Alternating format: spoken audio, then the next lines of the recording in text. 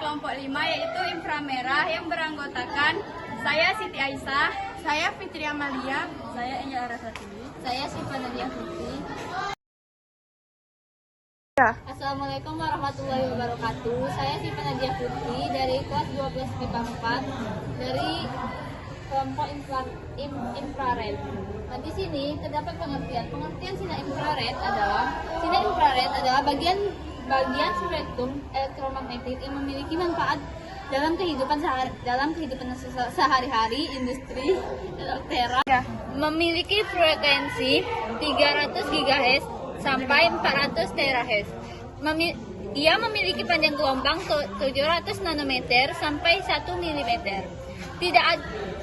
Tidak dan beberapa bahan transparan dihasilkan oleh mata manusia. Mata memiliki suhu di atas 0 Kelvin sampai min 273 Celcius. Proses pembentukan sinar inframerah dihasilkan ketika atom atau molekul suatu benda mengalami perubahan energi, terutama akibat pergerakan termal. Prinsip kerja sinar inframerah ada 4 macam, yaitu pemancaran, penyerapan, penyebaran, dan transmisi. Pemancaran yaitu benda dengan suhu tinggi memancarkan inframerah, sedangkan penyerapan benda dapat menyerap sinar inframerah dan meningkatkan suhu. Sedangkan penyebaran inframerah dapat dipantulkan atau dibiaskan tergantung pada permukaan benda. Yang terakhir yaitu transmisi. Beberapa bahan transparan seperti kaca khusus dapat mentransmisikan sinar infrared. Di dalam infrared, ada memiliki aplikasi sinar infrared. Yang pertama itu dalam kehidupan sehari-hari. Contohnya seperti remote TV, AC, sensor gerak, keamanan, pemindai kode. Remote TV menggunakan LED infrared untuk mengirim sinyal, sedangkan sensor gerak terdapat pada kamera CCTV dengan night vision. Kalau pemindai barcode terdapat di scanner di kasir, membaca kode menggunakan IR. Yang kedua dalam kedokteran, contohnya seperti terapi infrared, termografi medis, dan alat pengering gigi. Terapi infrared digunakan untuk mengurangi nyeri otot dan menghilangkan sirkulasi darah. Sedangkan termografi medis mendeteksi panas tubuh untuk diagnosis penyakit. Sedangkan alat pengering gigi digunakan dalam perawatan gigi untuk mempercepat pengeringan bahan tambal. Yang ketiga dalam industri. Dalam industri memiliki contoh pemeriksa kualitas material, kamera thermal untuk mendeteksi retakan atau cacat pada benda. Dan contoh yang terakhir, dalam astronomis, salah satunya pemantau cuaca. Dengan menggunakan satelit infrared, membantu mengamati pola cuaca dan badai. Di sini ada kelebihan dan kekurangan sinar infrared. Kelebihannya tidak memerlukan kabel, hemat energi dibandingkan dengan gelombang radio. Aman bagi manusia karena tidak merusak jaringan tubuh. Dan yang keempat, tidak terpengaruh oleh gelombang elektromagnetik lainnya. Sedangkan kekurangannya, rentan terhadap gangguan dari cahaya lain seperti matahari. Jangkauan komunikasi pendek, hanya beberapa meter. Dan tidak dapat menembus dinding tebal atau benda solid.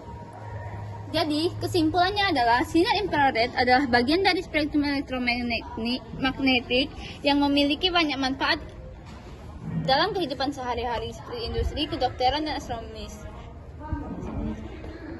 Selamat datang di kelompok inframerah. Di sini bisa kalian lihat, di sini ada pengertian karakteristik sumber, proses, prinsip, aplikasi sinar inframerah, kemudian penggunaan sinar inframerah.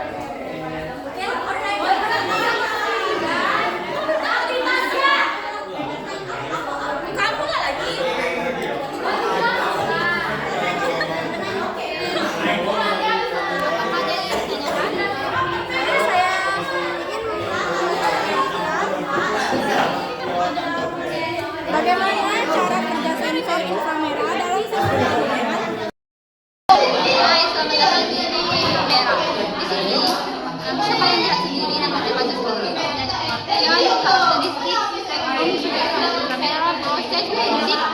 dan kelebihan dan kekurangan. Saya akan memberikan contoh satu menit untuk kalian membacanya.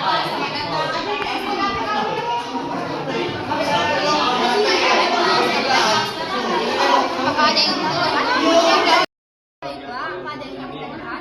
Baiklah, saya ingin bertanya, mengapa mata manusia tidak bisa melihat cahaya inframerah? Nanti karakter saya akan menjawab. Jadi sini ya, ini ada karakteristik sinar inframerahnya, dan di sini ada sumber sinar inframerah, dan di sini ada prinsip kerjanya, aplikasinya. Dan sini ada kelebihan dan kekurangannya inframerah. Kelebihannya tidak memerlukan kabel, hemat energi dibanding dengan gelombang radio, aman bagi manusia karena tidak merusak jaringan tubuh dan tidak berpengaruh oleh gelombang elektromagnetik lainnya. Sedangkan kekurangannya rentan terhadap gangguan dari cahaya lain seperti sinar matahari, jangkauan komunikasi pendek, dan tidak dapat menembus dinding tebal dan benda solid. Dijelasin kelebihan dan kekurangan sinar inframerah. Nah, aku mau nanya, apa kelebihan dan kekurangan teknologi inframerah itu dibandingkan dengan teknologi kabel lainnya? Nanti akan dijawab dengan rekan saya. Sinar inframerah itu apa sih? Sinar inframerah adalah bagian dari spektrum elektromagnetik yang memiliki yang seperti industri, kedokteran, dan transportasi. Walaupun tidak dilihat oleh mata manusia, sinar ini memiliki peran penting dalam berbagai teknologi modern seperti sensor infrared, reflektor, pencitraan, terang, dan terapi medis.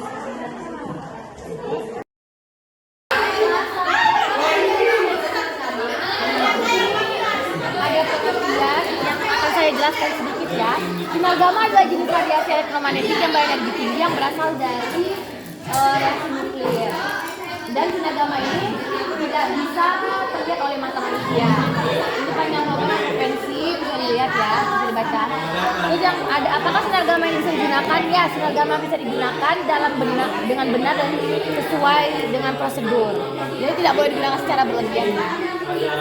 Terus di sini ada penerapan sinar gamma, dia di bidang medis, industri, ilmu pengetahuan dan penelitian, serta energi dan militer. Bisa dibaca dan dilihat ya. Ditulis jika ada yang penting. Oke. Dan dampak positif dan negatif serta penerapannya akan dijelaskan oleh Tasya dan Rati. Di sini ada dampak positif dan sinar gamma, 1 bidang medis, 2 bidang industri, 3 bidang ekonomi dan teknologi. Dampak negatif sinar gamma, 1 efek kesehatan, dampak lingkungan, 3 ancaman dari penggunaan Penanggulangan dampak negatif sinar gamma. 1. Keamanan dalam penggunaan medis dan industri. 2. Mengendalikan inframerah. 3. Keselamatan pekerjaan dan masyarakat. Sudah jelas? Baiklah, apa ada yang ingin ditanya?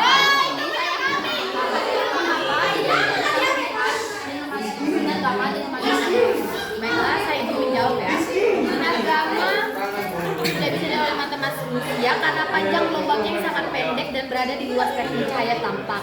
Kita hanya bisa mendeteksinya dengan alat khusus seperti teleskop. Baiklah, apakah jawabannya sudah jelas? Oke, terima kasih.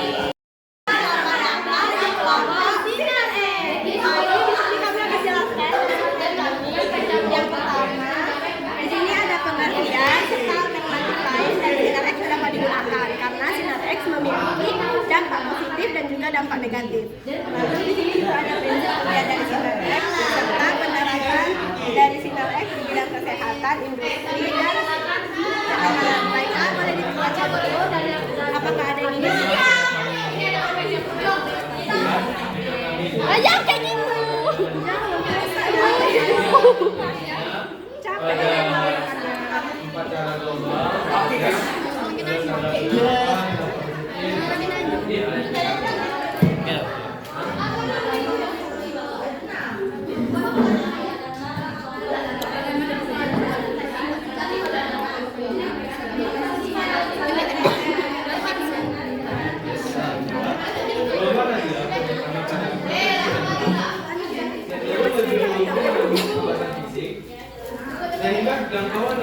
Baiklah, saya akan menjelaskan.